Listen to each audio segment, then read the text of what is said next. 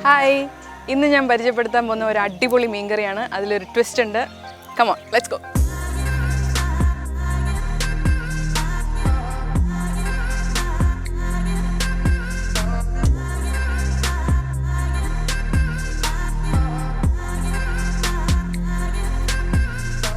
ഇതാണ് ഞാൻ പറഞ്ഞ ട്വിസ്റ്റ്, പുളിയില. സാധാരണ വാളംപുളി, കൊടംപുളിയൊക്കെ വെച്ചാണ് എല്ലാവരും മീൻകറി ഉണ്ടാക്കുന്നത്. ഇവിടെ നമ്മൾ ഈ പുളിയില വെച്ചാണ് നമ്മളിന്ന് മീൻകറി ഉണ്ടാക്കാൻ പോകുന്നത്.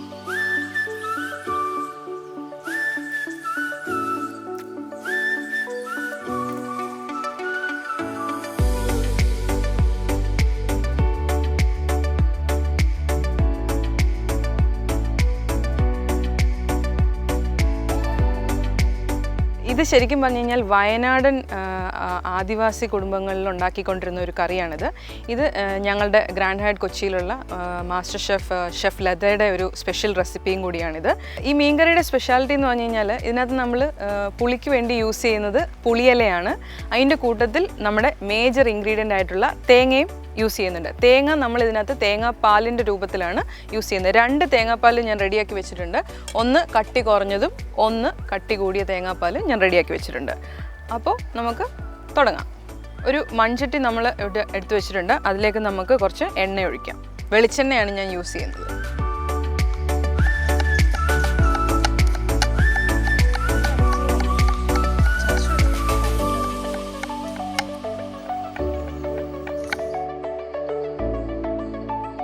വെളിച്ചെണ്ണ ചൂടായിട്ടുണ്ട്. ഞാൻ അതിലേക്ക് കുറച്ച് ഉലുവ ഇടുകയാണ്.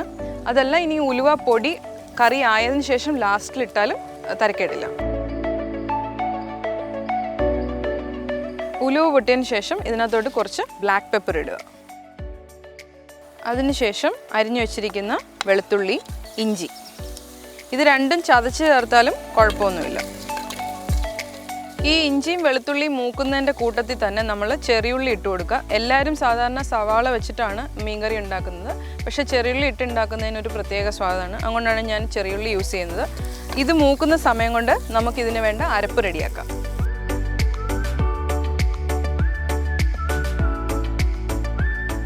നമ്മുടെ പറമ്പിൽ നിന്ന് തന്നെ പൊട്ടിച്ചിട്ടുള്ള പുളിയിലയാണ്, ഫ്രഷാണ്. അപ്പോൾ അതിനൊരു പ്രത്യേക സ്വാദായിരിക്കും ഉണ്ടാകാൻ പോണത്. പുളിയിലയുടെ കൂടെ നമ്മൾ കറിവേപ്പിലയും കൂടി ഇടുന്നു. അതിൻ്റെ കൂടെ നമ്മളിവിടെ അരിഞ്ഞു വെച്ചിരിക്കുന്ന പച്ചമുളക്,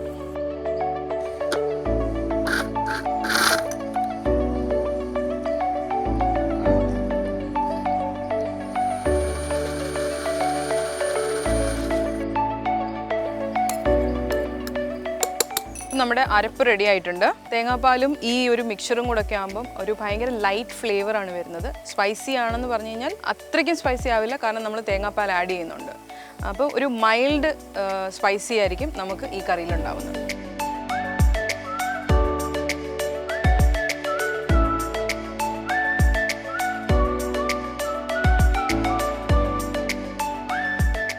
ഇത് ഒന്ന് മൂത്ത് വരുമ്പോഴത്തേക്ക് ഇതിനകത്തൊരു ശകലം മല്ലിപ്പൊടിയും കൂടെ ആഡ് ചെയ്യുക. 1.5 തേങ്ങയുടെ 2ാം പാലാണിത്. 1ാം പാല് മാറ്റി വെച്ചിട്ടുണ്ട്. ഇത് ഞാൻ ഇതിനകത്തോട്ട് ഒഴിക്കുകയാണ്. 2ാം പാൽ ഒഴിച്ചിട്ട് നമുക്കിതൊന്ന് തിളയ്ക്കാൻ വെക്കാം.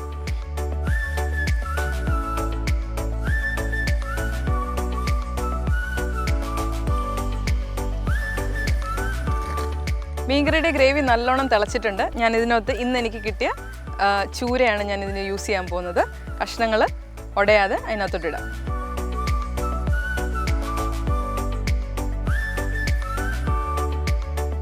മീൻ ഇട്ടതിന് ശേഷം നമ്മൾ നല്ലോണം ഒന്ന് കറക്കി ഗ്രേവിയും ആ കഷ്ണവും എല്ലാം സമാസമമാക്കി വെച്ചിട്ട് അടച്ചു വെച്ച് ഒന്ന് തിളപ്പിക്കുക. മീൻകറി അസലായിട്ട് തിളയ്ക്കുന്നുണ്ട്. നമുക്കൊന്ന് തുറന്ന് നോക്കാം. ഞാൻ ഇതിനകത്തോട്ട് കട്ടിയിലുള്ള തേങ്ങാപ്പാൽ 1ാം പാല് ഒഴിക്കുകയാണ്.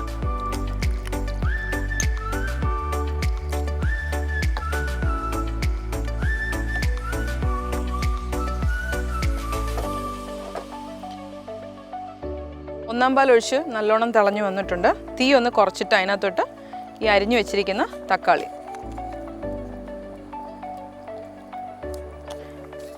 അതിൻ്റെ കൂടെ കുറച്ച് കറിവേപ്പില, അവസാനമായിട്ട് കുറച്ച് പച്ച വെളിച്ചെണ്ണ ഒഴിച്ച് അടച്ചു വെക്കുക. മീൻകറി റെഡി ആയിട്ടുണ്ട്. ഈ ഡിഷ് ഉണ്ടാക്കാൻ വേണ്ടിയിട്ട് എന്നെ ഹെൽപ്പ് ചെയ്ത ചേച്ചി നമ്മുടെ എൻറ്റയർ ക്രൂവും ഇത് ടേസ്റ്റ് ചെയ്യാൻ വേണ്ടിയിട്ട് അവിടെ വെയിറ്റ് ചെയ്തിട്ടുണ്ട്. നമുക്കിതും കൊണ്ട് അങ്ങോട്ട് പോവാം.